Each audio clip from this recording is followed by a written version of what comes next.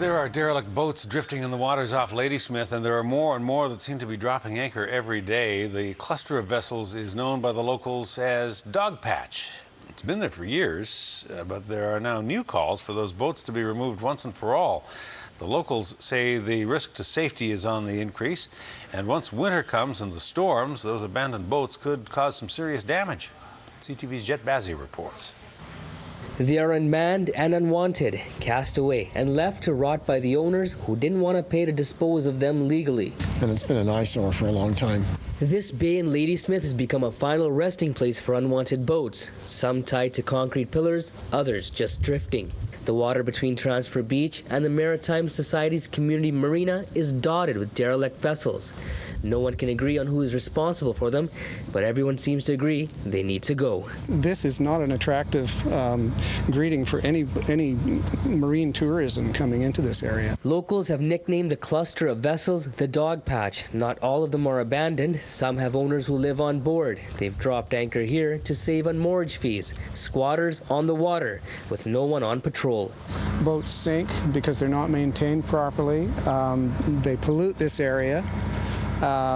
There's people living aboard that do not have sewage systems, so they're not pumping out. So this area does get some sewage contamination. Ladysmith doesn't have a harbour commission, so there's no one to enforce regulation. If they're not a hazard to navigation, transport won't intervene. If there's no pollutants being spilled, environment won't intervene. So it's a real problem. And I know that municipalities and provincial governments are caught in between the jurisdictional squabbles.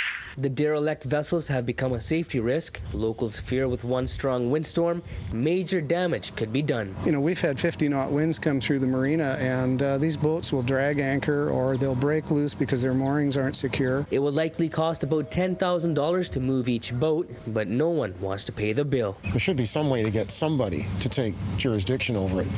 But I think it would have to be either provincial or federal and then delegated possibly to the municipal governments to do that. But right now, everybody's hands seem to be either tied or unable to do anything. Ladysmith's mayor wasn't available to comment on the growing marine tomb today, and the town is not legally responsible for the removal.